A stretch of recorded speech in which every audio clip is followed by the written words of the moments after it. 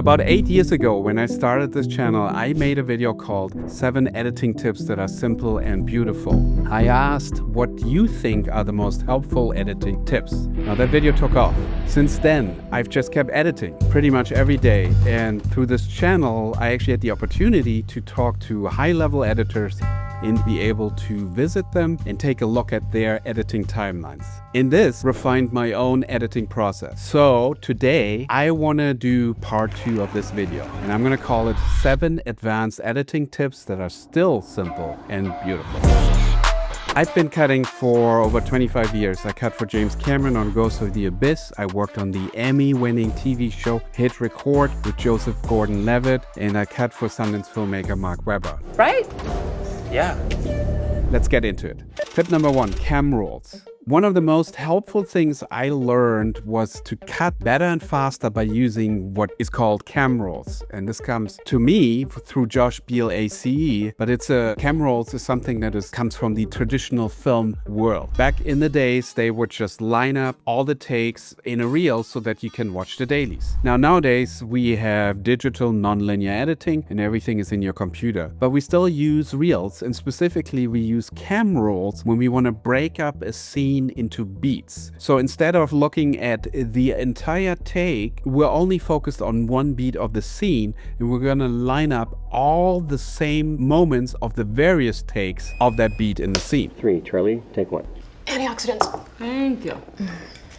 3, Charlie, take 2. Antioxidants. Thank you. Mark.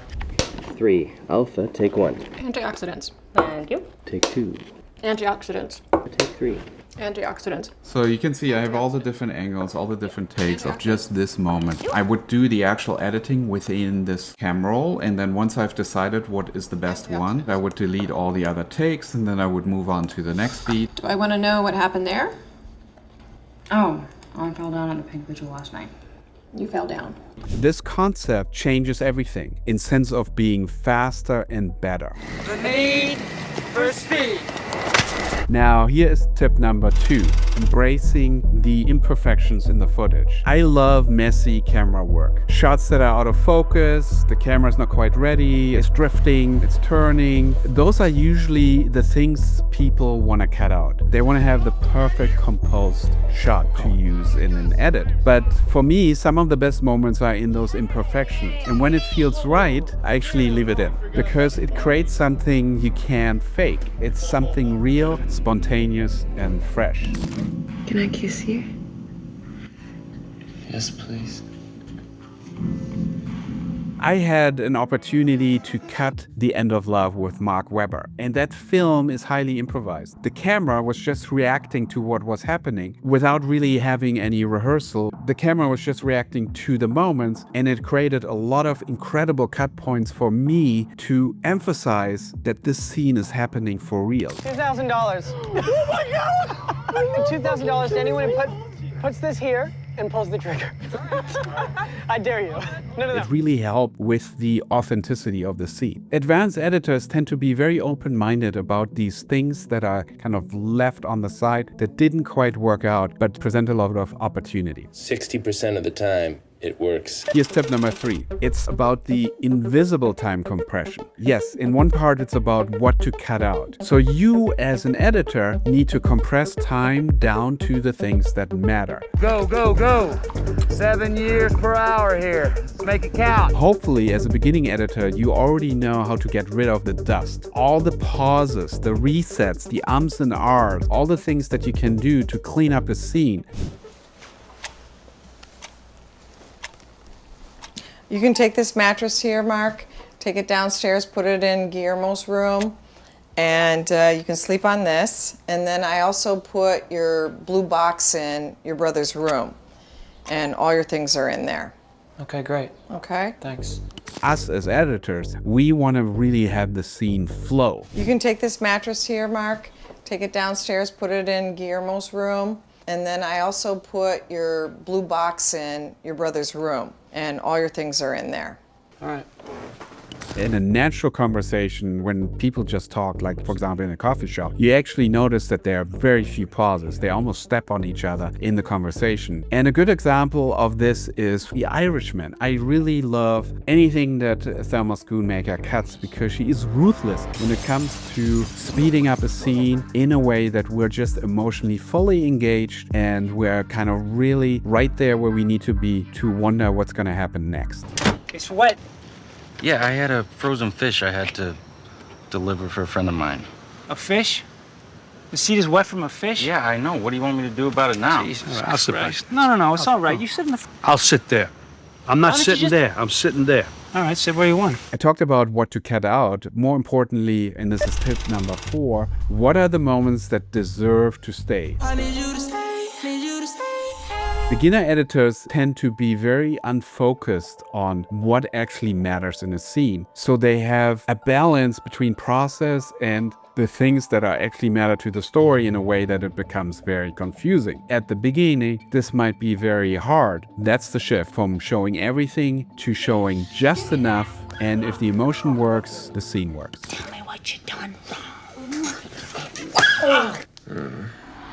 Tip number 5 is a big one. I call this the narrative trap. It's a trap! I still catch myself actually falling into the narrative trap. There are essentially 2 versions of the film in the edit. The first one is called the kitchen sink version. That's the version that is very faithful to the script. The script is the blueprint. They shot it. They deserve to see it in the way it was originally intended. Everything is in there, every line, every shot. And then there is the second version, and that's called the editor's cut. Now, the editor's cut is very different. It's an instinctive reaction to the material. How I feel as the unbiased ambassador of the audience about the footage. At this moment, I forgot about the script, so I'm not thinking about what was originally planned. I'm just responding to what I'm seeing. But, and this is the trap, that's not the version you should cut first. You should first cut your version, the editor's cut, first. A lot of top-level editors will disagree with me on this, but I know of other editors like Joel Cox, that's the editor of Clint Eastwood, that will look at the footage, he will cut the scene, and he's done. Most of the time, he won't even get a whole lot of notes from Clint Eastwood. It'll be just done. But he's that good. When he sees it, he knows what it is, and he trusts his instincts. Get off my lawn.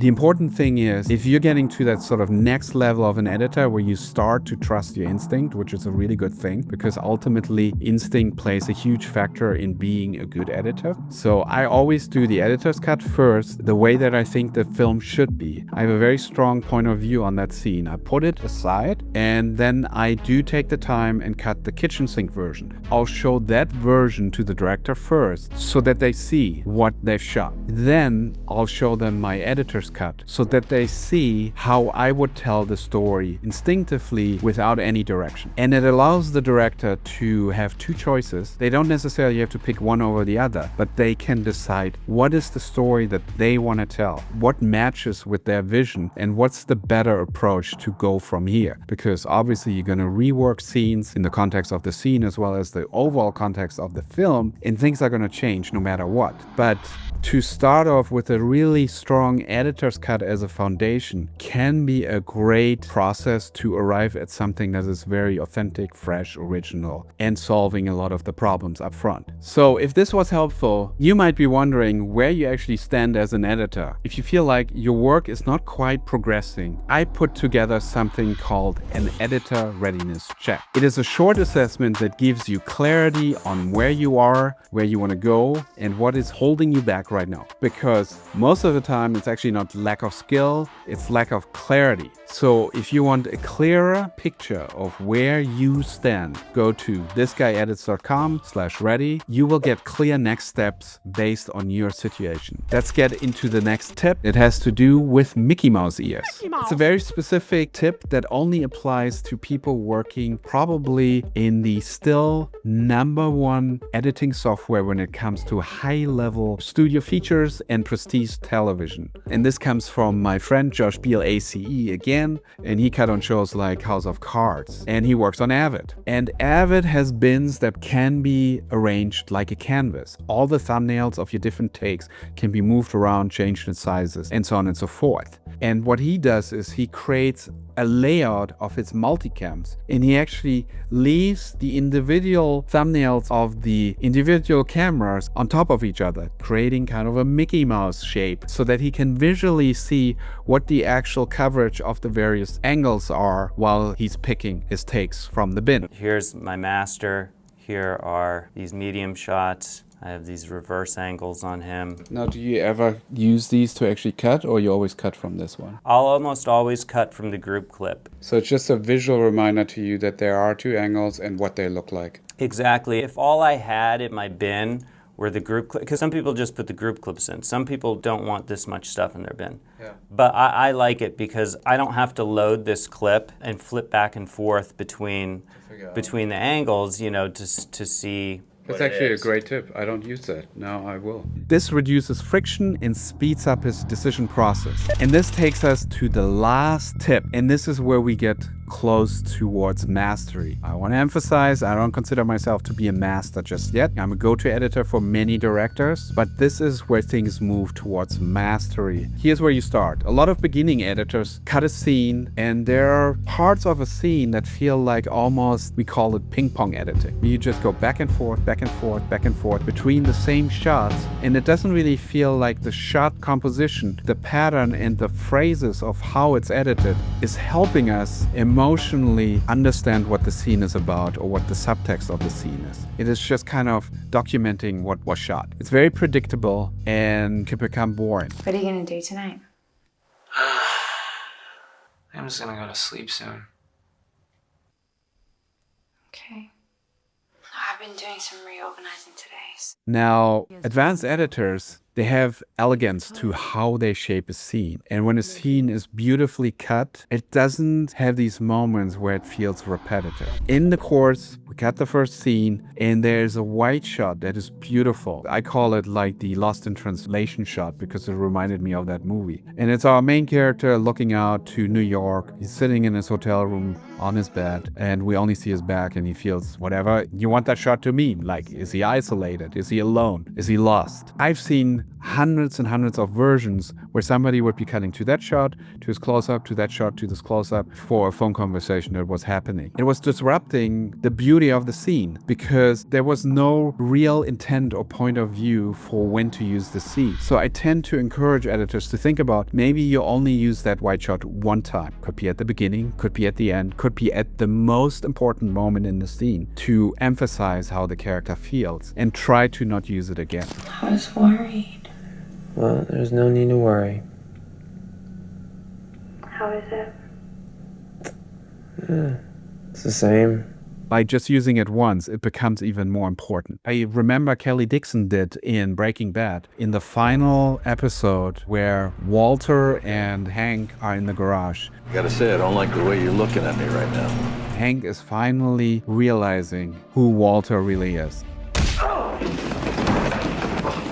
The scene ends when there was nothing left to say on a wide shot. It just made that scene that much more impactful. Now, these are some simple ideas, but they obviously take time to master. I'm curious which one stood out to you. If you liked this video, check out the original for the foundational editing technique because they are just as applicable back then, 8 years ago, as they are today. Happy editing and cheers. I'll be back. Oh, please. What, do I embarrass you? I'll be back, please.